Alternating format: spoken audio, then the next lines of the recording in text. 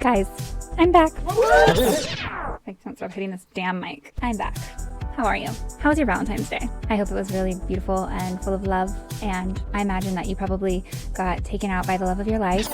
Not like taken out, like taken out on a date, obviously. And just swept right off your feet and had the best, most loving time of your life. You know, something like that. I'm pretty sure that's probably what happened. It's super cool for you, if that's what happened for you. I mean, I was doing something like really similar to that, pretty much the same. Something very similar to that. But I don't want to talk about me the whole time. So today, I want to talk about when that person that you're with, they don't keep sweeping you off your feet anymore. Have you ever experienced how eerie it is when you see your partner and you realize that they are nearly the opposite of the person that they were when you first met them? And you wonder, when the heck did this happen? How did this happen? How did they just transform right before my eyes and I never even saw it coming until it's too late? And I don't mean like they slowly matured over time, just flowing through the seasons of life with you, growing and changing like fine wine, maturing. No, I mean like they shape-shifted like a Decepticon, like right before your eyes. And it was quite a horrifying and jarring experience to witness. Well, if that has happened to you, you might be dealing with an imposter. What is an imposter? An imposter is a fraud, a fake, someone who is not who they portray themselves to be. And a lot of times in relationships, we can be well into this romance with someone and suddenly find out that they're nothing like the person that we thought they were in the beginning. And likely if we would have seen a lot of their traits that they're exhibiting now, we probably wouldn't have ended up with them. So that's a little scary. So how did we not see this coming? Today, I'm going to bring you the 8 commonly experienced but overlooked red flags that let you know that you might be in a relationship with an imposter or a fraud, somebody that is fake. Now, I want to put a disclaimer out there just to start off, because some of you might be saying, well, nobody's exactly how they are in the beginning. I mean, everyone's putting their best foot forward when they go on their first date or when they're first seeing somebody. They're being the best version of themselves. That's not what I'm talking about here. Okay. So I would say that it is probably everyone. It is human nature that we're going to have a public presentation version of ourselves and a version of ourselves that we share with people that we have just met. That is going to be quite a bit different from that version of ourselves that we share when we are with our closest people that we get the most vulnerable with, the people that we can be so authentic with, just our full guard down, complete selves. And I mean, that's natural, okay? You're not going to be wanting to, when you first meet somebody, just go out there like just full vulnerability blazing. I mean, that would be just as scary maybe. So I don't think that's healthy or good for anybody either. You're going to be a little bit of a more polished and presented version of yourself when you first meet someone. So this is not what we're talking about here. That's more equivalent to kids at Halloween time. You know, it's like you might be dressed up as a Power Ranger, for example.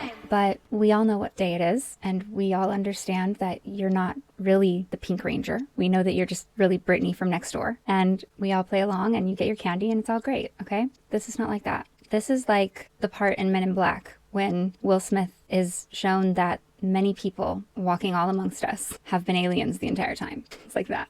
It's like when he finds that little alien that's inside of the big head of the regular person. They open up the head and there's a little alien in there and he's like dying. He's like, you know, he's like, I don't know. He's dying or something. I don't remember why. But it's like that guy. So it's like all this time you thought that guy with the head open, that was just a regular guy. But then really he was always that little alien thing in there.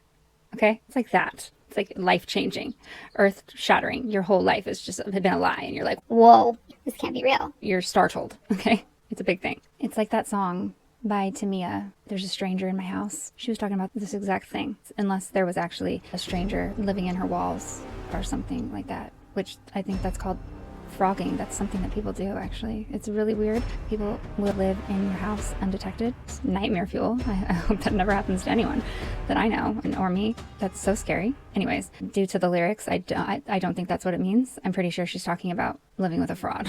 Someone who changed, okay? Just my guess. It's a very intensely upsetting experience to find out that the person that you're with is not who you thought they were. So I'm going to tell you 8 signs to look out for that can indicate that this might be the case early on. Okay, let's get into it.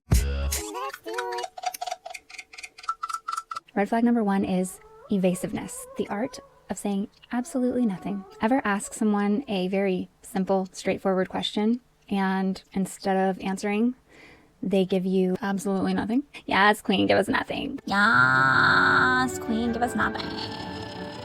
Nothing. They give you nothing. Maybe they act like they don't understand your question. Maybe they just ignore you. Maybe they change the subject or answer your question with another question. This isn't cutesy, okay? This isn't a little quirk. If this is someone who is operating as a fraud in your life, this is calculated. So when you see someone who constantly avoids giving clear answers, when you ask them direct questions, especially very basic questions like, Well, where are you going? or like, What time are you going to be home for dinner? What'd you do yesterday? things like that, you can probably bet that there's something like this going on. They are being evasive. Why are they being evasive is the key. One major reason that someone would be being evasive when you ask them questions, if they are an imposter, is that they don't ever want to be held accountable to the things that they say, the questions that they answer, the responses that they give, the words that they say out loud. They don't want to ever be held to their word or have to stand on what they said. So they are very vague.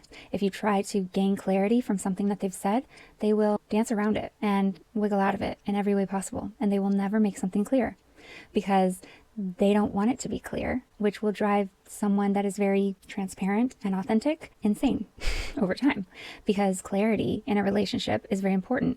Clear communication, clear understanding, transparency, that's what facilitates a true bond. It's very important.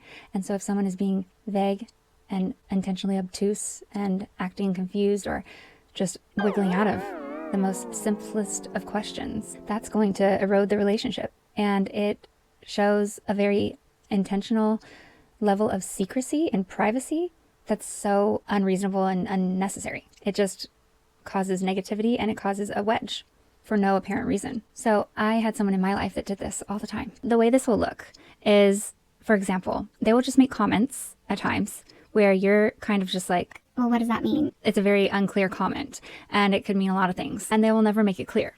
I'll just make up an example.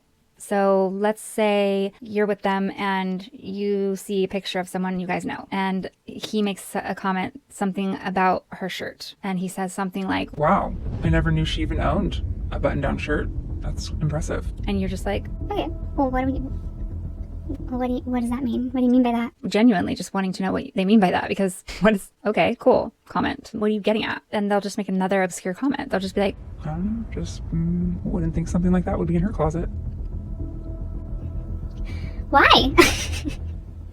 Why? and then the more you ask, they're going to continue to just give you vague responses that don't answer the question and don't reveal what they mean. But after being around this person for a long time and seeing them make similar comments in other situations, you will probably eventually determine what they mean if you can piece it together. Because in these types of fraudulent relationships, you tend to start to become a detective, solving mysteries, okay?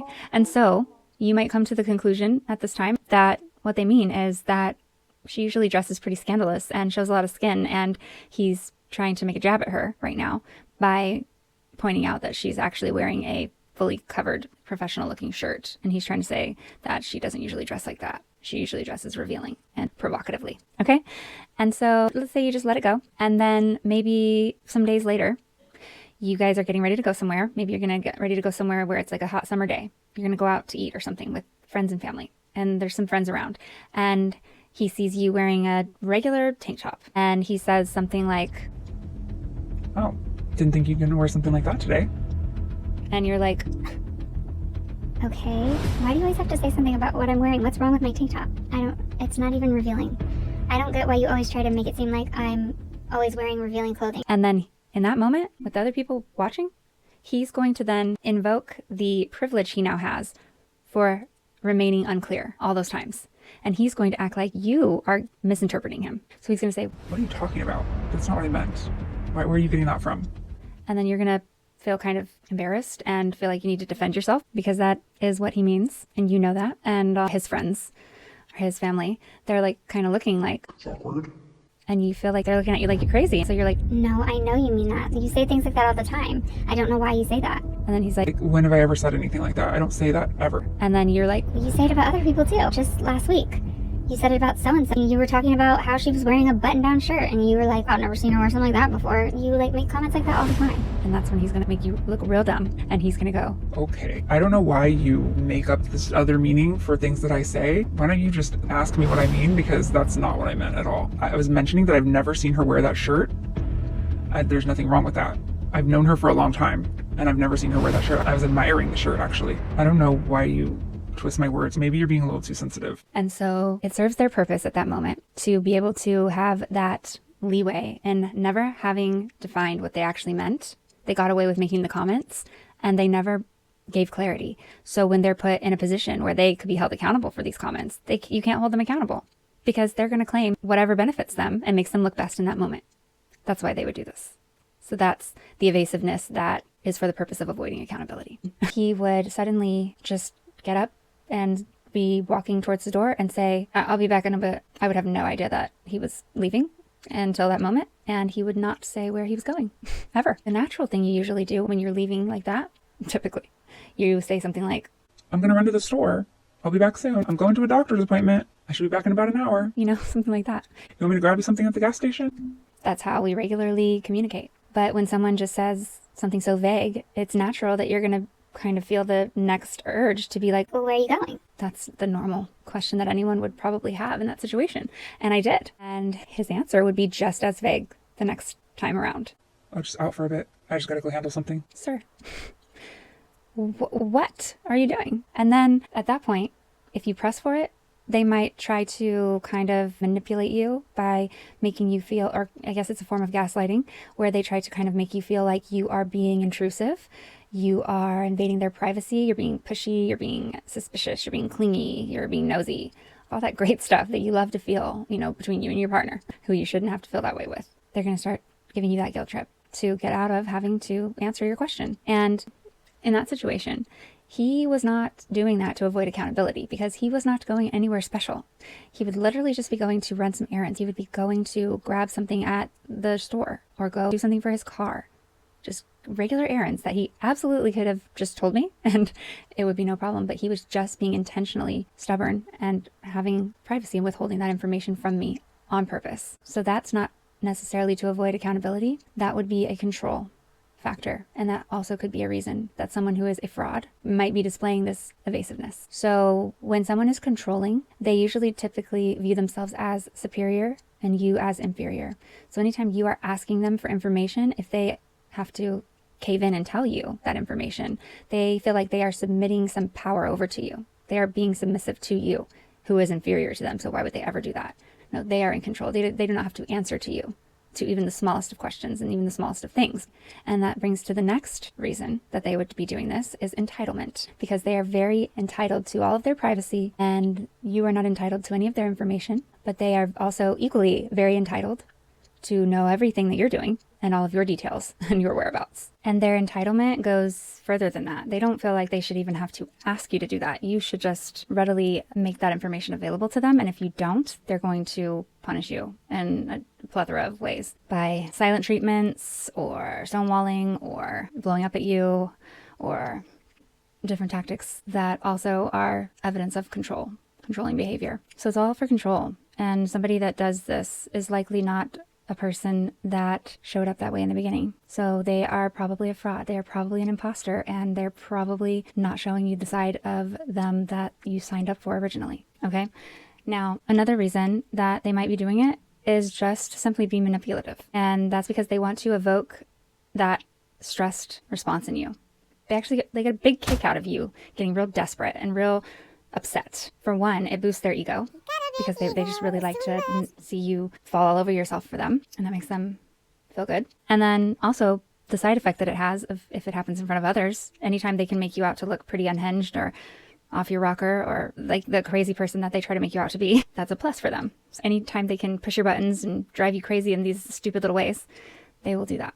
No fun to be in that position at all. Okay? So to summarize, imposter move number 1, evasiveness. If someone is always dodging the truth, refusing to clarify things, or acting intentionally obtuse, it's also likely that they're probably hiding who they really are. They don't want you to see it or others to see. All right, red flag number 2, repetitive, grandiose stories. And they are the leading man or lady of every one of their tales. They are always the hero. Okay, do you know anybody who seems like they tell the same stories over and over to every single person that they interact with? They have this set of stories that they like to tell. And it seems to be, it's like about their glory days or something. It can be about their past, or it can be about these just extravagant things that they've done, where in every story, they are somehow the hero that saved the day, or they are somehow exaggerating or highlighting how cool they are, how strong they are, how helpful they are, how everyone runs to them and thinks they're cool and leans on them and praises them, and how they just did these great things. And it's always the same story. And they seem to have it so rehearsed down to a T. They always tell it the same way. They always have the same punchlines in it. They always have the same part where they're expecting to see everybody laugh. And it's like it's rehearsed like a movie script. And like they just keep going back to it. And if you're just friends with this person, or you just run into this person a few times, you're not going to notice this. But if you're this person's partner, you're going to see that they keep telling this story. They keep telling it to everybody they come in contact with. And so you're going to notice this pattern after a while. And there's a question that I like to ask people sometimes. And I think it's really important for everyone to ask themselves this at some point in life.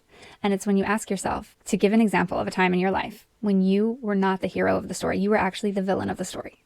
Some incident in your past where you played the villain role. And you should be able to authentically, genuinely answer that question.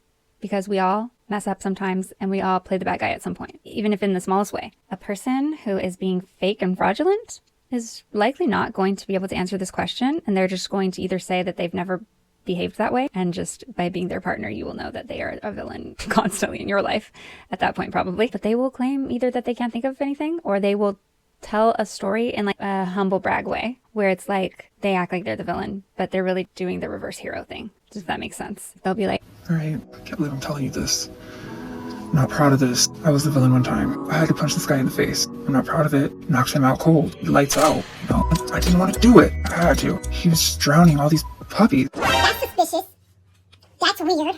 And I had to save those puppies. Such a bad guy. it'll just be something so, you'd be like, That's not the villain story. Like, come on now. and they just can't. They cannot do it. They do this for obvious reasons. They're being fake. They are not really this grand hero that saves the day all the time, but they really like to imagine themselves this way. And this is the version of themselves that they like to portray, and they think that the world sees them as, and they want the world to view them as. So they're constantly telling this narrative.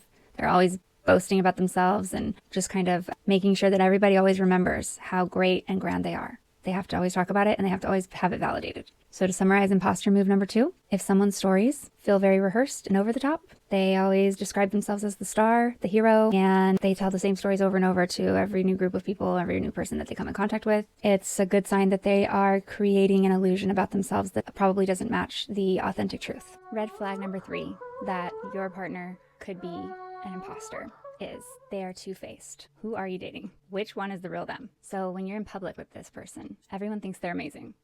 They're charming, they're charismatic, they're very generous, they're very difficult to offend, easy to get along with, they're so funny, they have an energy that's just magnetic. Everybody thinks they're amazing, everyone likes this person. But in private, you're starting to notice more and more that you're getting a completely different person. Maybe they're really dismissive of your feelings. Maybe they're cold. Maybe they're even mean sometimes. If someone is only kind to you and in their best self version when other people are watching them, that's not kindness. And that's not the real them. It is performance art. It's like acting on the stage. They are the lead role in the play that is their life. And you can bet that if they can switch it on and off just like that so easily, it's not real. So the thing to examine, does your partner treat you one way when you're alone and a totally different way when you're in front of other people? Because honestly, it can be either direction sometimes. One indicator of this red flag could be, do they only want to spend time with you when you're by yourselves? But then they want to kind of go to events by themselves. They don't really want to bring you around. When other people come around, do they not invite you? Or the exact opposite. Do they seem to only want you around when there's going to be an audience? Like as though they only want you around when it benefits them to look good for whatever image they're trying to portray as. Like, I have a new partner. Look at me. I'm so wanted. I'm always so cool. maybe you're very attractive and maybe they want to show off that they have you. So they bring you around. They don't have a real connection with you, but they really like to show you off, maybe. So it could be either of those things. If they only hang out with you one-on-one and they don't like to bring you out in front of family and friends to events, they might actually be ashamed of you. Not because there's anything wrong with you, always remember that, but because they just are like that. They literally think that they need to put on this certain type of persona. They're not being themselves. And that means that they have some misguided thoughts about you that they're not being authentic about. And they actually think that you make them look worse. Or it might not be anything to do with you. It might just be that they want to look single in front of other people. But let's say you do go around other people with them. Do they seem to only be very attentive and affectionate and being kind to you when no one's around? But like when you guys go to an event, suddenly you're a stranger and they're just literally paying no attention to you? Or Again, vice versa. No, when everybody else leaves, do they just suddenly act like you don't matter and they're not talking to you and they just want to go do their own thing? But then the minute that you're in front of friends and family or their colleagues, business partners, suddenly they are the most doting partner and they just can't get away from you. They're bringing you your drink and they're pulling out your chair and they're just right there, so attentive. But then the moment you guys get home, they're just Like, are you talking again? like Jekyll and Hyde. That would be a sign too. Okay? Any which way that this occurs, it represents the same thing. Your partner is acting. They couldn't possibly feel both ways about you. They're either acting while they're in public or they are acting while they're alone with you.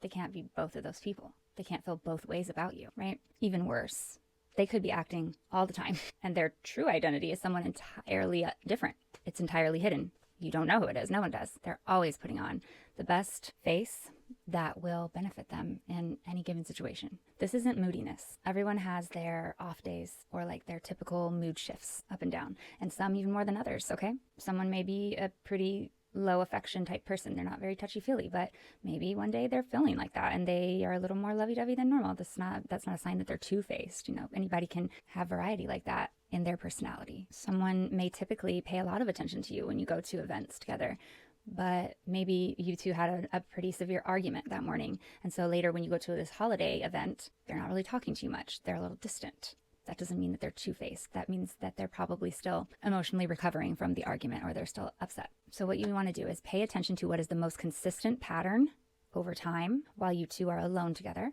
How are they most often when you're alone together? And then look at their consistent pattern of how they are when you are with them in public. What's that most consistent pattern? And then compare the two. And if the two aren't similar at all, if they're not really close, that is two-faced behavior, okay? Another sign of this can be observed by you from how they talk about others when those people are not around. Pay attention. When they have upsets with other people that they care about in their life, that they are close with, how do they treat that person once that person is in the room? Once they are around that person? Do they completely act like nothing's wrong? Just like carry on with them, put on this happy face and make jokes and treat them like anybody else, like there never was anything said about them? Or even just as bad, do they give them a cold shoulder and then when the person's like, "What's going on?" they say, What do you mean? or like they just dismiss it or deny that anything's wrong, kind of play the passive aggressive game with them. They don't tell them that they're upset or talk about it. They act different. If the way they talk about other people in their lives when they are not there is different from how they treat them when they are there, you can probably assume that they are being two-faced with the way that they talk about you when you're not there. It's fairly normal for partners to voice their issues about other people to their partner in the confidence, the privacy of that partnership. I mean, that's supposed to be like your best friend, somebody very close to you. So that's who you usually kind of dump out all of your dilemmas to. But people who aren't two-faced, they're not typically going to be tearing someone down that they care about behind their back. They might say some things that aren't so great to hear about them and they might not filter them as much because you're their partner, but they're not going to be insulting them heavily, for one thing. And then they especially are not going to just then go smile in their face afterwards like none of that ever happened, or get all passive aggressive and won't tell them what's wrong. Partners who are not two-faced might sometimes have a cathartic rant about a very problematic family member from time to time, or they might vent about a friend who has a specific behavior that's just so irritating to them that they are at the end of their rope about. But this still usually would not include like very cruel insults. It's not going to be common that they're going to call that person names. It's not going to be common that they're going to have these harsh, over-the-top judgments of them if they are somebody close to them when they're just venting to you. And also, it'll usually be something that they've tried to address with this person that's just repetitive, or something that they plan on addressing with this person. They're not just going to perpetually talk crap behind people that they care about's back. If they do that, that's the sign, and you can pretty much bet they do the same thing about you to other people when you're not there. So just know that. Don't ever think that someone who shows that quality is not going to do that exact same thing to you. It's just obvious. It's like what people say when they say, You're gonna lose them how you got them. when they talk about cheaters. Someone has an affair on their partner with you, and then like you get them. Yay! Okay, but like they're going to do that to you. Obviously, that's what they do. Don't ever think you're special and you're different somehow. I mean, you are special. Okay, you are special to me. You are special for many reasons. But just don't believe that someone's bad behavior skips over you for some reason. It doesn't. Not likely. A two-faced person will be tearing others down that they care about, so-called, with no intention of working through that problem. No intention to try to understand that person's actions no intention to give them the benefit of the doubt. And you will start to notice these issues are not something that your partner ever ends up addressing or trying to resolve. They just want to perpetually complain about people that they're supposed to care about and love, that they act a totally different way about when they are in their presence. This is a sign that person simply commonly acts a very different way to people's faces than they actually think or feel about that person. Two-faced, okay?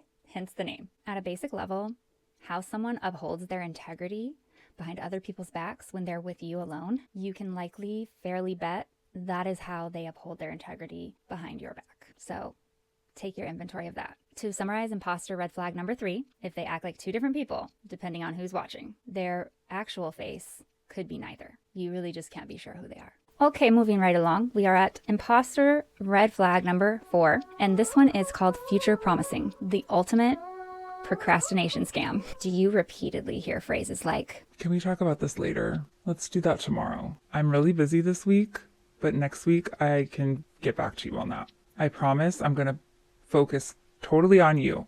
Just give me a chance to get through this thing at work, and then I'm going to be all about you. I just can't. My brain just can't right now. Is it always a better time tomorrow? Is the right time to do anything that has to do with what you want to do, or what with your relationship, or working on an issue, or solving a problem, or anything to do with the partnership? Always better when it's going to happen a different time than right now.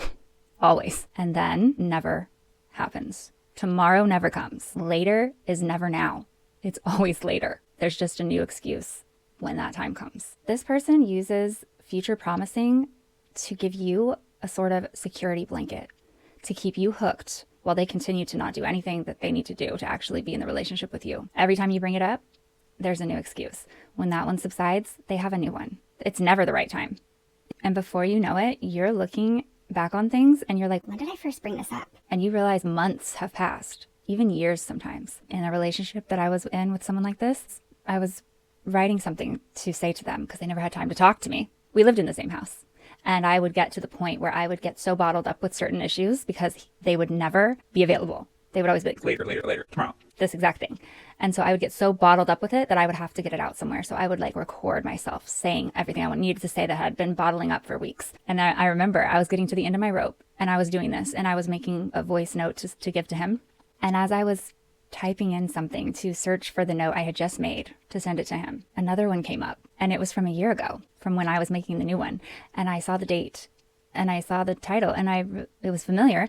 I kind of remembered it, and I opened it up and I pushed play, and I realized that it had been an entire year ago, almost to the date, that I had sent an almost identical voice note to him about how at that time I was just really getting to the end of my rope about these exact same issues. The only difference now, a year later, was that I was so much more worn out about it, that I was so much less hopeful that we could turn it around, that I was so hopeless about it and just had no idea what to do. And I realized that for an entire year, nothing had changed. And I realized that nothing was going to change when I send this voice memo because it didn't matter to him a year ago. So why would I think that I should send another one a year later? That was an eye-opening moment. Future promising. Okay? They're never going to do it. Later never comes because you know what? Time is a construct of our minds. I mean, yes, it goes by. I mean, but the way we think about it is a construct of our minds and of society. And now is the only time that really exists. The only time that we can do anything about is now. The only time is now. Everything else just exists in theory and in like hypothetical. So anytime you arrive at a future moment, it's just now. Again, it's not later. Someone can always tell you later, but later is never now. It's never right now. They're just going to keep telling you later. If you're always being fed promises that never seem to materialize, you're probably dealing with a future faker, and they're just not a person of their word. They think that they can buy time and that they can put you off and put you off and put you off. And somehow you're never going to catch on to that. They just don't think about that moment that you're going to catch on to that because they think that they can just continue to appease you and future promise you until eventually they come up with a new plan to wriggle out of it. There's no end game here, but they're going to do this forever. I can promise you. I know that you might be thinking, Well, sometimes I say I'm going to do something later and I forget to do it. Or I put off something longer than I meant to. Does that mean I'm a future promiser? So I'll tell you, I've had someone in my life who often is compelled to future promise and they actually mean it. and they just do that accidentally. But you know how I can tell the difference? For one, that person shows genuine remorse and recognizes that they're doing that. They recognize when they told you something and then they didn't do it. And then they come and they say, oh my gosh, I'm sorry that I didn't do that. And then they eventually do it. They don't do this perpetually. Even if they do it a lot, like they tell you it's going to happen at some time and then it doesn't happen at that time, often that happens, but they are aware of it. They might often mess that up, but they make up for it at some point. This person, the future promiser, they're never going to do this thing. Whatever these things may be, they have no intention of ever doing them. They are just perpetually putting them off, and they're just like buying time for however long they can get away with this with you.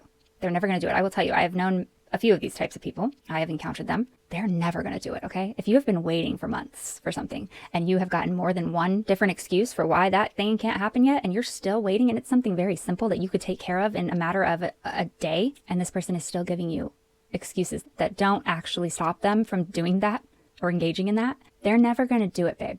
They're never going to do it. And I've lived this out and I've seen this. You are going to waste so much of your time and your energy and your longing and your hope. And it's just going to drain every last bit of that out of you.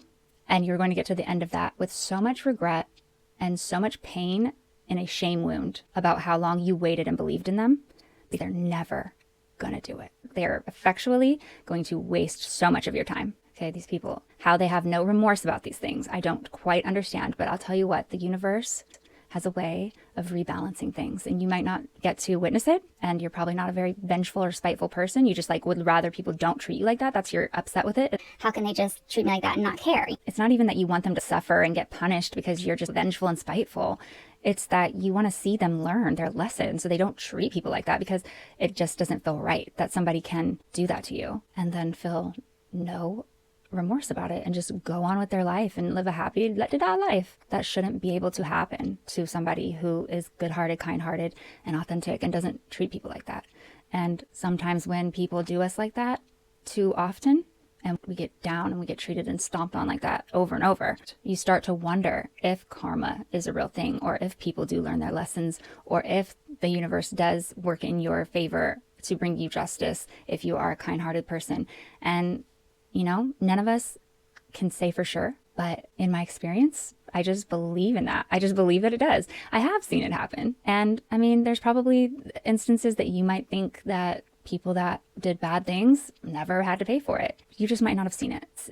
It makes sense, okay? If you pour out all this negativity and you lie and you hurt people, and you put all of that energy out into your atmosphere, that is going to have an energetic weight on you. You're carrying around emotional baggage that you're not facing. Humans, they can do a lot of depraved things, but they do that because they've been able to condition themselves to be able to do those things. The more you do something bad, the less it feels bad. You get conditioned to that pattern and you don't feel as sorry for doing it anymore.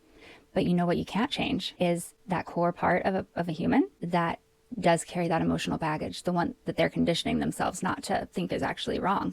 Deep down inside, they do know that. They know it's wrong, absolutely. And one day is going to catch up to them, because life is about learning how to love and to give and to experience each other. It's not about getting the most money or getting the most gain, getting the most popularity, just serving yourself. That's not what it's about.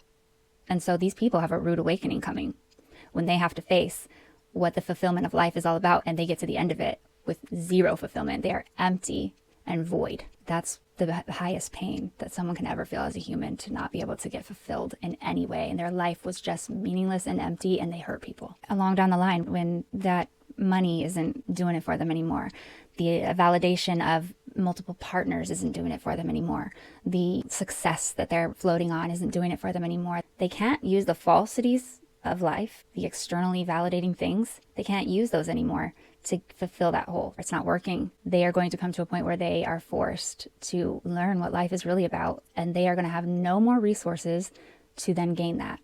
And they are going to realize that they wasted the time that they had, that they could build those resources, like positive, deep connections with other people that mean something. They're going to look around and there's going to be no one that wants to deal with them, because they have hurt every person that has ever been close to them or loved them. And now no one wants to deal with their old, decrepit ass, okay? Nobody's going to want to deal with them. They don't have nothing to offer. When you don't build a bond that's real with anyone, then what you have externally to offer is all that anyone's going to care about. So then what? I promise you, there will be a rebalancing, and you don't need to concern yourself with that. just keep building you, then you know you're going to end up on the right side of it, okay? F them. So to summarize, imposter move number 4. If they keep on promising, but never delivering, they're not forgetful. They're not just a procrastinator. They are stringing you along. It's time to cut that string, okay? All right, moving it right on into number 5. The number 5 red flag that your partner might be a fake, a fraud, or an imposter is frequent confusion. The twilight zone from hell, okay? That's what I call this one. One day, they're all over you. The next, they're distant. They say they love you, but sometimes their actions are more like, meh. They commit to you. They make it official. They bring you around friends and family. People come up to you all the time from their life and they're like, oh my gosh, you should hear how so-and-so talks about you. I've never seen them like this. They just love you to the moon and back. And you're like, Hard eyes. but they often treat you very coldly and just won't tell you why. And you're like, Okay, do you like me or not? sometimes they're hard to get in touch with. They act like they don't want to see you very often, but they're like, Oh, I love you. You should know that. you're left feeling like, What the hell even is this? What is going on? if you're constantly questioning their feelings for you, it's not because you're overthinking, okay? It's because their behavior is not adding up, okay? Somebody ain't doing the math right. You know that 2 + 2 = 4, okay? We get that, all right? So then why is this not 4? What exactly is this happening? Because it's not 4. It's not 4. And you did 2 + 2, and it doesn't make any sense, okay? It's not because you're trying to make up a new equation and you're just overanalyzing why the 2 is not the 2. And no, it's because 2 + 2 is supposed to equal 4, and it's not equaling 4 batch. Okay, that's not overthinking. That's math, okay? It's not easy. One day they say that you mean the world to them. One day they're just so open, so available, so happy, so into you. They know how to have a conversation. They know how to understand other people's emotions. They know how to listen. They know how to interpret what you're saying. They understand very straightforward concepts. They're very easy to engage with. They're distant. You can't seem to ask them the simplest of questions. They don't seem to understand anything. They act like they don't know what is going on, what you're talking about when you point out something that's happening. They're like, they take forever to respond to you. They are apathetic. They seem like they have no emotion. They have no understanding of what anyone's talking about or what is going on from time to time. They can't follow the conversation. It's crazy. You're just like, Everything that you're doing right now is so contradictory to everything you did before, everything you said before, and I don't know what's going on. I am lost in the twilight zone. Is this a nightmare? Am I awake or am I asleep? here's the thing. I heard someone say this recently, actually, probably within the past couple of years. I saw this, and maybe this is a common thing, but I needed to hear this, okay? Learn and condition yourself to take someone else's behavior that is very confusing, that you cannot get to the bottom of, that mystery you can't solve. Take that as a no, okay? That's your answer. That is equivalent to no, okay? Does this person care about me and want to be with me? If you're confused about that, take it as a no. They don't want to be with you. They're not into you, and they don't want to do this with you, no matter what they're saying. If you're constantly questioning your partner's feelings, what their intentions are, or especially your own sanity, because in these situations we start to go like, Am I doing something? Is it me? so if you're constantly in that space for months at a time, just on and on, I'd say more than a week or a few weeks. Everybody might have an off time, but like if this is happening and you're not getting any clarity and it's still a mystery, stop asking why they're doing it. If they can't answer that question in a span of weeks, answer your own question. They don't really care about you, and they are an imposter. And there's something going on that you don't need to concern yourself with figuring out. Just bye. It isn't going to turn out pretty for you. The answer that you're going to get to when you solve that mystery, it's not going to be good. Something is wrong. You don't need to know what it is. I know you want to. It's going to bother you. It's going to hang over your head, and you're going to be like, Why did this happen? and it's going to plague you. Practice being okay and sitting in the uncomfortable feeling of not getting to find out why they did that. You don't get to know. Accept that. And the more you practice that, you're going to learn how to not care about that, because it doesn't matter. It doesn't matter. It may have mattered to you because you cared about them, but that was based on the fact that they were the person that they were pretending to be, and they're not that person, so you don't actually need to care about them. Your emotions just need some time to catch up, and you'll get better at it as time goes on. But like, come on. And I say, come on, like, and not in a judgmental way, because babe, I was the queen of this behavior. I was the queen of, for years being like, I just don't know. I wish I could find out why he does that. no, like, girl. But you know what? I'm not ashamed of that, because I've had recent encounters that have proven to me, I have proven to myself very proudly that I have come so far in that behavior. And I am so much more quick to be like, anybody, any situation, isn't just partners, isn't just dating, it's anybody. If you are playing with me and I can't get clarity on what the heck is going on with you in our interaction, okay, then this isn't for me. Bye.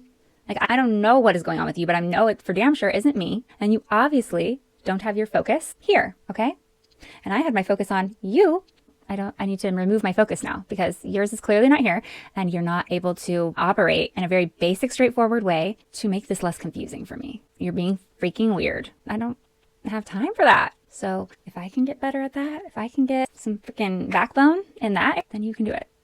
Okay? A healthy relationship should not leave you feeling like you are solving a never-ending puzzle, solving a cold case mystery. No. If their words and actions never line up, they never seem to be able to come to an agreement, then trust their actions. And if their actions are distant and cold most of the time, or you can't get clarity on why that's happening or what the hell they're doing, they are hiding something from you, they are not being their real self, and the answer is they are not for you. So kindly move along and get on with your life because there's so many other people that are going to love you, like literally would die to be with you. There are so many other people, and you're here wasting your time doing like Scooby-Doo mysteries with this person who, no offense, but like, I mean, how all there could they really be if they would jeopardize being with someone like you? I'm sorry. I mean, like, you should know what you have to offer. If you're a good person and you treat people right, you're someone that has a good heart and is a safe person to be with, and you give your all. Know yourself and know your worth, and know that person is obviously, it's not their fault. Maybe they're just like a few crayons short of a full box. I don't know. They're missing a few. All the lights are not turned on, obviously. Who would pass on you? That's their problem. They obviously have some type of problem if they would do something so dumb. I mean, you can't help people that just want to be dumb. I mean, find the people that can see the obvious treasure that you are right in front of them. You are obviously too good for them. You tried to give out charity. I'm sorry. Okay, let me stop. Imposter move number 5, to summarize, is that if their words and their actions don't line up, if you're always confused, learn to take that Twilight Hell zone as an indication that this is not the right place for you. And get the hell out. Number 6 comes straight out of my own experiences, 100%, and then verified by research. And number 6 red flag that your partner might be an imposter is surface apologies.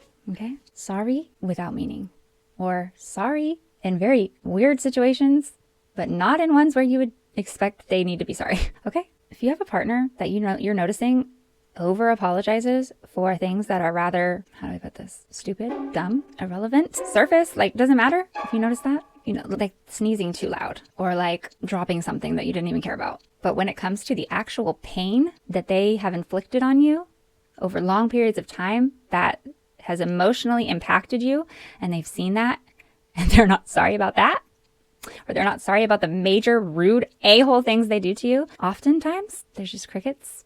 They have no remorse, it seems like, for those things. But they're sorry about anything that just like doesn't matter. Oh, I'm sorry. But okay, are you sorry for the bruises that you've put on my soul? What about those? Someone who is an imposter will throw out meaningless apologies that aren't about anything that they really care that much about to demonstrate remorse, to fake remorse, and to make it seem like to the world around them that they are someone who is accountable for their actions and can demonstrate remorse, so that people can't point out the truth, which is that they don't actually have empathy or feel remorse. It's an act, it's a show, once again, and it's because they are not real and they're not authentic. They're fake. I'm sorry, I forgot to get that at the store for you. Oh, I'm sorry, I forgot to hit you back up yesterday. I fell asleep. Oh, I'm sorry that I've been working so much I didn't text you for a whole hour. My bad on taking this long to get back to you. Oh, I'm sorry, I forgot to do this. Sorry. Oh, wow. They're so accountable. They just don't have any problem with just admitting they're wrong. But when you try to hold them accountable for something real and meaningful, suddenly they can't even see the problem. They don't even know what you're talking about. Suddenly everything that's been happening right before your eyes and right there in plain writing and every conversation that you've been having and the million times you've been talking about it, they're like, I don't really see what the issue is. There's nothing wrong. I don't even know what you're talking about. Did I do something? It's really weird how you can be so perceptive in so many situations, but suddenly you have seemingly no cognition about anything that's going on around you. What? Hello? Earth to Mars? Like, where are you? Are you there? Ding ding. What is going on? It's like they went into like a fugue state. They're just... What do you mean you don't know what the issue is? The thing I've been saying for 25 days in a row, that you are literally ducking and dodging and acting like isn't happening, but you keep doing it. What do you mean? Why am I upset? I don't really know what I should be sorry about because, I didn't do anything to you. What? Because, like... And they'll just say something stupid and you're like... No, not because of that. Because of the damn thing I said 25 times. That's what it is. What is not computing? You know, and it doesn't matter. You can write it in a letter. You can lay it out in every which way. You can make a little chart about it. You can make a little outline, very basic, and you can make little columns and little rows, and you can make it real easy for them. But then they're still going to be like, I don't know what you sent me. Oh, I don't know what you're talking about. You sent me something. and they're just going to like not talk to you. It's crazy. Okay. This is not someone who is being authentically transparent and genuine. Okay. This is someone who is, and this is the part that always sends me for a loop. This is the part that still confuses me a little bit to this day. There is still a possibility that they aren't maybe consciously doing that particularly on purpose. It's baffling because you're like, There's no way. They are actually messing with me. They are actually plotting and planning, and they're being a whole D. They're being something not pleasant, and they're messing with me. They are playing with me. They are challenging me to something because, like, who the hell? Do you think I'm stupid? They think I'm dumb. They think I'm dumb. That I would believe that they don't know what's going on. but the thing is, there's this beautiful little mechanism that exists within us that's called cognitive dissonance, and it provides the ability to do this. So if the person that you're dealing with doesn't practice integrity and facing hard things, if they're a secretive person, if they try to get away with sliding under the radar and keep something hidden from you and be a fake and a fraud and an imposter, then they're not going to have the tools that they need to recognize when cognitive dissonance is rising in them, when their behavior ain't matching with their spoken beliefs and what they said they were about. They're not stepping up to be about that. And they cannot reconcile explaining to you the real reason why that's happening. They can't tell you that. So they go into this state of cognitive dissonance, which their brain provides them with a veil to cover that up so that they don't have to face it. They don't have to explain the reasons why that's happening. Their brain just helps them conveniently block out anything that doesn't go along with their story. There's parts of it that they've justified and why they do that, whatever they're doing, whatever they're hiding, the part that they're fraudulent about. There's something that they've adapted that makes them right to be able to do that. They have the right. They told this and they earned this and this, it's okay. They've justified it away. So when you're bringing to their face, you're like, Look, let me lay it out for you. Simple. This, obviously, you can see as a smart, intelligent human being that the way that you are behaving is very different from when you said this. Okay? What's going on with that? Why is that happening? you can say it as clearly as you want to say it. They are not going to see it. They have already provided new stories in their brain that is like, No, that's not happening. their brain is doing it for them. So they are naturally pulled to be distracted elsewhere and think about other things and live in a way that's going to provide them excuses to then avoid you. A lot of people that are imposters, they're going to be avoidant. They're going to disappear when they have to face accountability. They're going to all of a sudden be too busy to talk to you. They're going to all of a sudden not be able to be reached. It's going to become very difficult to have a straightforward conversation with them, because if they have a straightforward conversation with you, they're going to have to face that thing that their brain is giving them all these ways to not face because they don't want to face it. And they might not be fully aware of that. But at some level, they know it's there, some part of them. But that part is so pushed down, especially if this is a really fraudulent person that has done this over and over. They're used to just ignoring that. They're used to the methods that get them out of that. They're going to do that. Now, if this is your long-term partner, it's going to get really difficult for them to keep doing this, especially if you're persistent. Okay. So you're just going to notice that they find ways to avoid you. That's going to be the person that's going to probably more often shift blame onto you and try to make you feel like you're wrong, start fights with you so that you don't want to talk to them, so that they don't have to talk about that thing. These are all just signs that they're not who they say they are. They're not doing what they say they're doing. They're just a fraud. They're a fraud. And for someone as genuine as you deserve someone who is just as genuine and holds themselves to that same integrity, that you take the time and the emotional output and work to achieve. You did that. That was a hard feat. That's why I say I know what it takes to have integrity. I know what it takes to live as an authentic person, and stop yourself when you're noticing. Wait, am I having a bias about this? Am I seeing this through my lens? Am I employing cognitive dissonance? Was I maybe wrong? Am I seeing this a certain way because it's clouded by my own triggers, my own trauma? These things, if you are a person that has taken the time to do that work, and you hold yourself to a standard to where you are able to take accountability, admit you're wrong, and examine things like that about yourself, you will know very well that is hard. That is a hard thing to do. And so you know the work that you've put in to do that. You know the emotional toll that's taken on you at times. It's not the easy thing to do. It's so brave, and that's what makes it so valuable. And if you know you have that, and you've been out in this world experiencing people then you will very well know how rare that is to find. So not only is it hard to achieve it and follow it and be a person that's about that, it's a hard thing to hold yourself to a standard of that. So that makes it valuable. The second thing that makes it valuable is that it is rare to come by. Okay, so if you have that, don't waste your time. You don't deserve to be with somebody who isn't also that type of a person. What, did you do all that work for nothing? What, they're gonna get someone as beautiful and authentic as you, valuable like that, and not have to be the same way back? Oh no, this is riff-raff. Okay, I'm sorry. That's not nice. Okay, they're not behaving up to the standard that you deserve, okay, to that quality. They could be, okay, but currently they are behaving like riff-raff, okay? Sorry, that's the standard that they want to hold themselves to. They are not on your level. You worked too hard for this. You're too beautiful of a soul. They obviously cannot rise to the occasion, okay? So if you hear a lot of sorries, Sorry. but then when it comes down to when they've actually hurt you, they can't even own up to what they did to hurt you. They want to play dumb. They want to play silly, stupid. Imposter. Okay? Real quick for all my real ones. If you are on my video today and you are getting something out of it, show me you're not an imposter and hit subscribe. Don't be sus, okay? Hit subscribe. Thank you very much. All right, we are rounding up the final 2 red flags that your partner might be an imposter. And this, number 7, is false emotional displays. Theater class dropout, okay? They are an actor, like we've said before. They are acting. Everything they do is just a little freaking play and act. Ugh. Let me ask you this.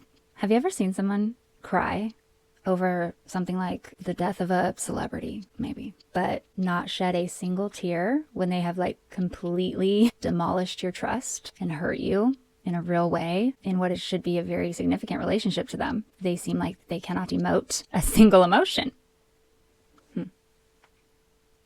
Or sob at a very wholesome like family movie. They're crying. They cry. They're like, this one gets me every time. But act stone cold when you're in pain in front of them that they've caused. Some people put on a performance of emotions in situations that don't personally affect them or involve them, because for them, those are safe emotions. But when it comes to real pain and real connection, real stakes about things that they should very much be invested in, nothing. Statue. Absolutely nothing. Now you might say, Okay, but like, what about avoidance? okay, what about them? They fake ass. I'm just kidding. I'm sorry. I'm joking. Not. Avoidants aren't fake by nature. They do mask their emotions though, but I mean, they're not being fake. Like avoidants aren't typically doing something to be fake and manipulative. They're just avoidant. They just have learned to cope with not thinking they have any emotions. Let me tell you what just a regular old dismissive avoidant is not going to waste any of their time doing, conjuring up false emotions about things that are surface level, meaningless things to them. And I'm sorry, I don't mean to say that anyone's death is meaningless. I'm saying it's, come on now. If you don't know that person and you haven't been like a fan since you were a child and they don't have some significant meaning in your life, if you're in complete shattered tears over this person passing away, but you seem to be very unbothered by the ways that you hurt and impact someone that you claim to love every single day. Okay, like that's not normal, right? You're probably faking. You're probably conjuring up an emotion in a way that you think is like something that is going to make you look a certain way.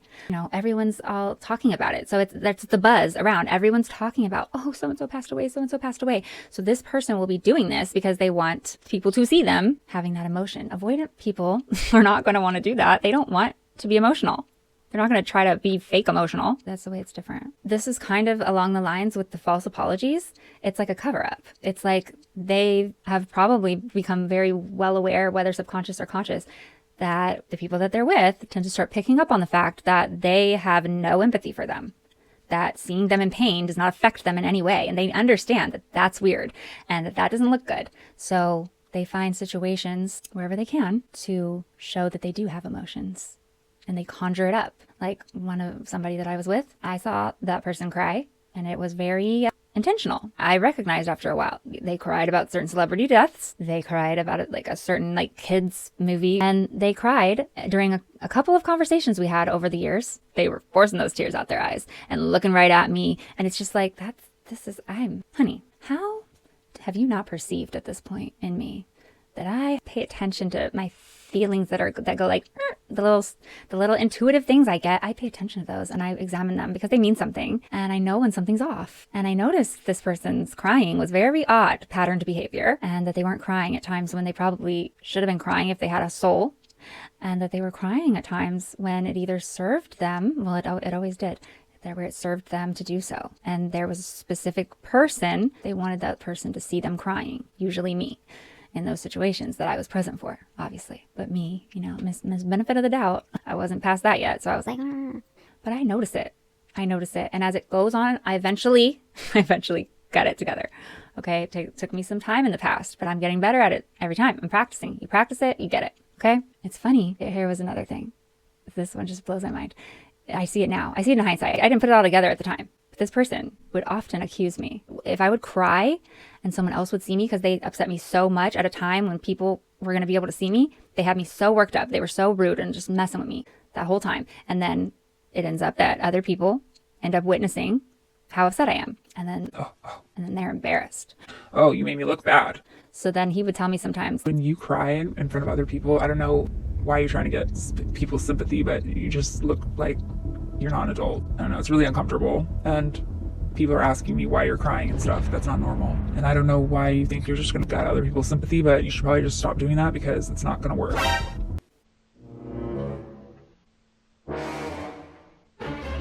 and I'm like,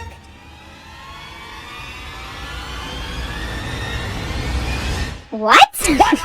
his thought process in that, I was just so baffled. I was like, Why would I have How are you doing that? and it took me a while to realize that the reason he came up with that is because that's what he's doing. That's why he would think that I would have that thought process that I would never in a million years even understand.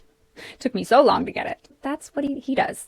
Because that's what he does. He told on himself. And people that are fraudulent and fake, they often end up eventually really telling on themselves by way of accusing you of thinking certain ways and planning and plotting in certain ways and having an entire thought process and an intention that you never had and sounds absolutely ridiculous to you.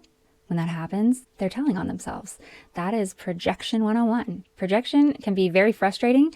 Once you understand it, you can definitely utilize it as a tool to help uncover fraudulent people, uncover people's true intentions and the way that their mind works by way of what they accuse you of doing that you know for damn sure you're not doing. So where'd they get that from? Their own self. They got that from their own mind. That's where they came up with that from, okay? Just know it. So if your partner is really emotional at times that seems like it's being forced, like an act to gain something that they want to gain, like your forgiveness or for you not to leave or do what you're threatening to do, or it's just at a time that just doesn't seem like it calls for that emotion, but it's completely absent at times that you would expect that they should care about something that they just seem to not care about at all. You're not with someone who is emotionally deep. You are with someone who is emotionally deceptive and manipulative and fake. They are sus. They're an imposter. Off with their head. All right. Number 8, red flag that your partner might be an imposter is one that I think we all know very well. It is one that you are absolutely going to see if you are with someone who is a narcissist. It's one that you're going to see in a toxic relationship most often. It's very popularly talked about, and it is called mirroring. And also I like to refer to it as the chameleon effect. And it is the first stage of what many people know as love bombing into devaluation stage. Okay. The mirroring is a tool that the person will use in the love bombing stage to assist in conjuring up the emotions that they are trying to quickly conjure up to form attachment with them in the love bombing stage. All right. So mirroring, when you first met them, it was like fate. Okay. They liked everything that you liked. They shared so many of the opinions that you had. You finished each other's sentences. It's like you could read each other's minds because you obviously have such a similar mind.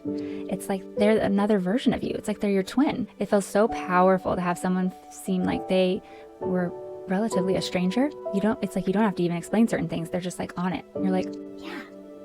Wow, I've never had somebody understand that. So without me having to explain so much, you just get it. right? They're like, Yeah, I feel the same way. and you're like, This is crazy. This is crazy. This is my person. This could be my person. pump the damn brakes, okay? If you ever feel like that, that might happen very once in a blue moon. But most of the time, guys, that's not... Hollywood and Disney movies has made that into like a really like thing. No, that is a big warning sign, and it's not. No. Just be like very wary of that. okay? Because nobody should be just like you. Like, oh my gosh. They like everything you like. They think everything you think. They understand everything you're going to say. No. That's weird. How rarely is that going to happen if it's really authentic, that someone is going to like everything you like and understand everything you're trying to say and have all the same views as you and seem like they just want to hear everything that you say and they're agreeing with all of it and they just seem so right for you that they're just almost the spitting image of you reflected back to you. And here's why. Mirroring is such an effective manipulation tactic. It works so well. You know who it works on so much better? It really works on people who have struggled with being heard and being seen for a lot of their life. So if one of your core wounds is that you are unseen, unheard, misunderstood, you just feel like people don't listen to you, you feel like people don't see the things that are great about you, you often feel invalidated, you might not be very secure in yourself, you struggle with that, maybe you're a people pleaser and you get walked all over and you're just like, What the heck? if you're going through that rough life, that's the life I was living. And I'm gonna tell you, it's horrific sometimes. It's really painful. And if you're somebody in that space, mirroring is the most diabolical and effective manipulation tactic ever for an imposter that wants to get close to you, wants to get you attached so that they can then switch up and they can be superior and control everything you do and that you'll be theirs to toy with and you're not going to be able to get away. They're going to be able to run the relationship and they're going to be able to have their free reign of everything, dominate and get you to do whatever. And you're going to be their punching bag, their scapegoat, all the things that they need with their little toxic selves, okay? Mirroring is very effective because you feel like someone gets it. That feels so good to someone who feels like that all their life. It's like a dream come true. It's going to be hard for you to resist how good that feels and to not begin to attach to that person quickly. And that's what they're trying to make happen. You'll see just how fake this was very quickly.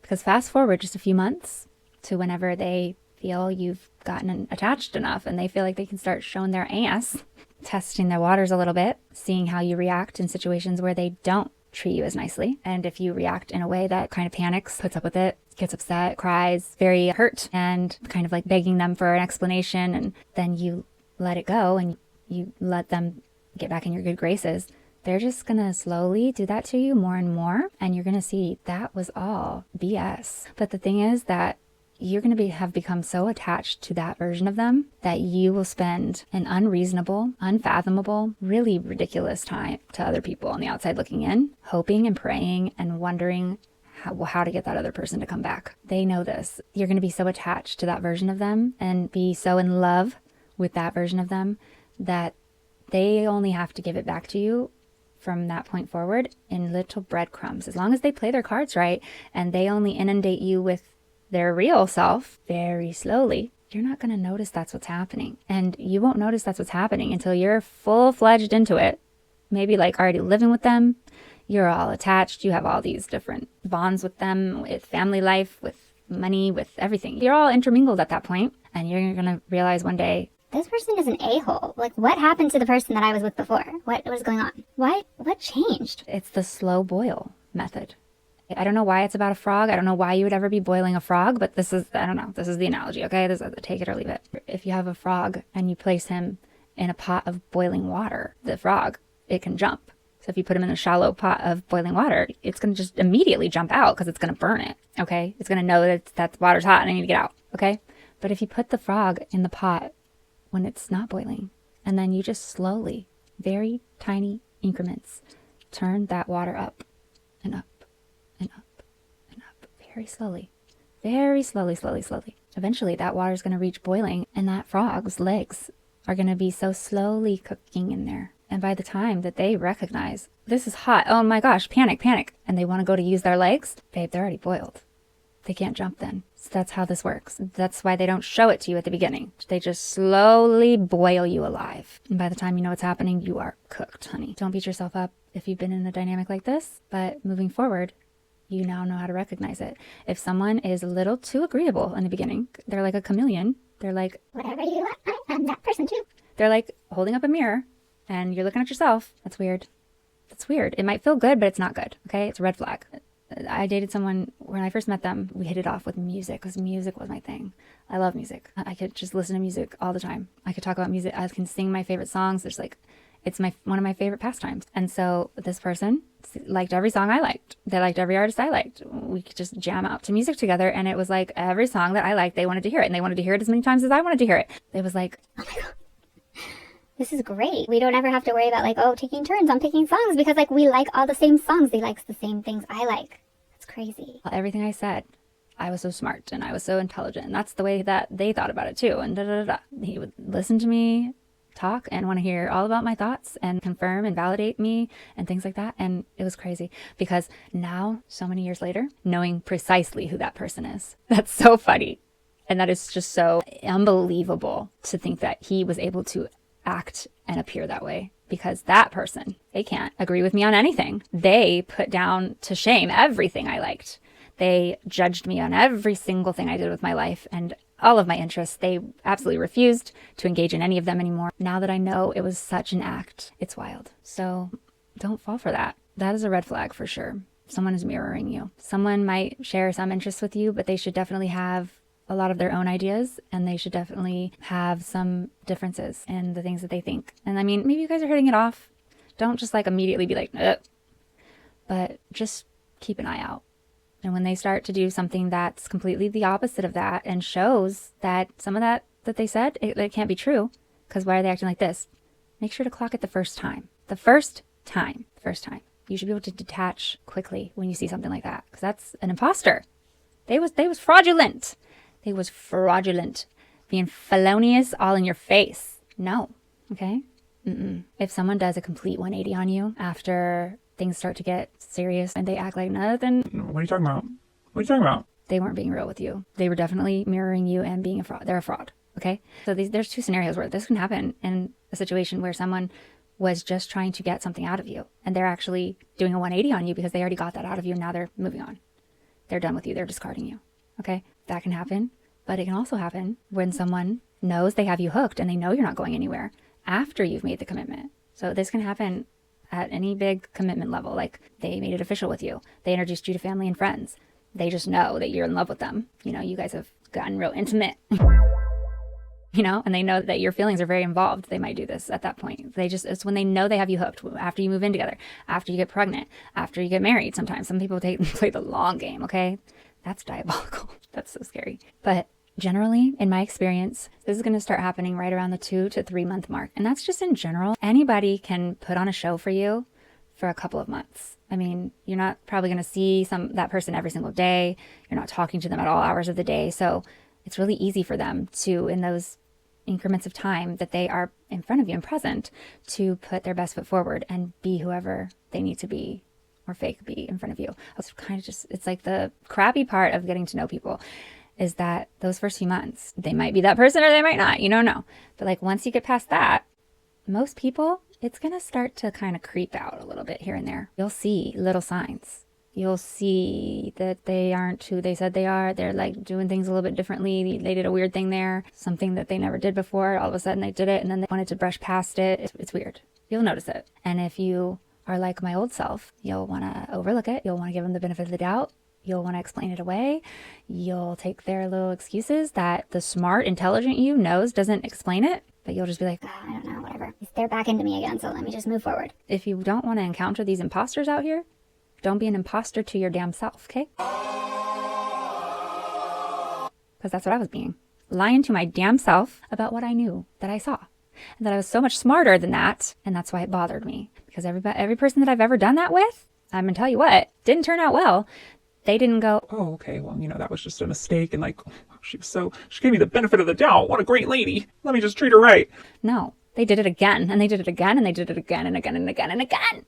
And they nearly drove me crazy. And it sucked. And there was nothing good about it. Okay. So don't do it. When someone shows you that they are fraudulent, they don't have to be a full-blown narcissist to be fraudulent. They don't have to be this big criminal mastermind that's like trying to run this whole game on you. But they might just be somebody who is doing what they need to do to get something they want to get out of you, and then act like they didn't even ever know you. They didn't even care about you. Now, like they can't even hear you. They can't even call you back. It doesn't have to be this like years and years and years and years long relationship or anything. People can just be fraudulent for the fact that they are going to act a certain way to get what they want. And once they get what they want, they will be on their way. There's frauds and imposters that are going to do that. And you don't need that either, okay? I've experienced them all.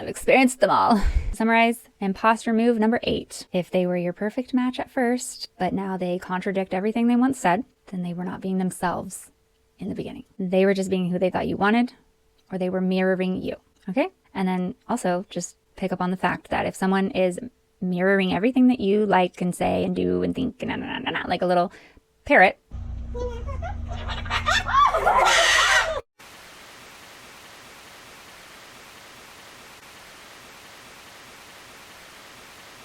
that's not who they are. Nobody is exactly like you, and it's very rare that you're going to find that one person that is in the world. It's not going to be common. That's just something that should stand out to you. So notice that, right? So if any of these red flags sound painfully familiar to you, and you've been with a freaking imposter in your life, or maybe a few, make sure you don't ignore them moving forward. You don't deserve to go through this even one time, and you certainly do not deserve, after everything you went through, getting through this with whoever, you don't deserve to end up with another one. And it can become a pattern. Just like I said, anything that you practice, you're going to get conditioned to it. So you have to interrupt the pattern, okay? So recognize these red flags when they first happen. And when you feel yourself being pulled to excuse them, stop it. Stop it, okay? Imposters aren't just bad partners. They are particularly dangerous for your emotional and mental well-being.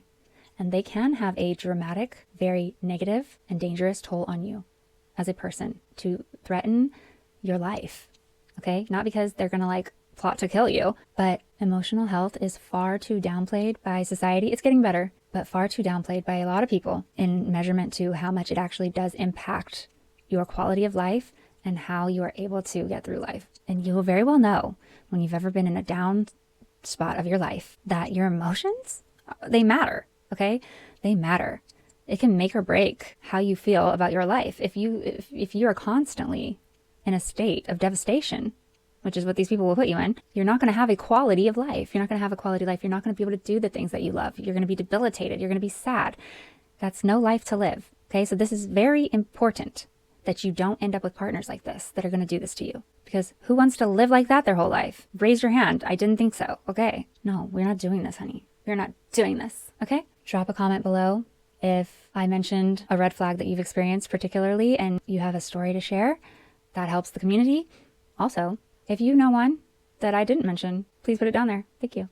Because I know there's more. And if you found this video meaningful, helpful, interesting, inspiring, make sure you drop a like. Make sure you subscribe. Don't ever forget that unless you're an imposter. I'm sorry, I'm not trying to manipulate you. Oh my God. Okay, guys, until next time, stay sharp. Don't let these imposters up in your life. Evicted. Get out. All right? Thanks for watching. I love you. I'll see you next time. Bye. You could be original when I've seen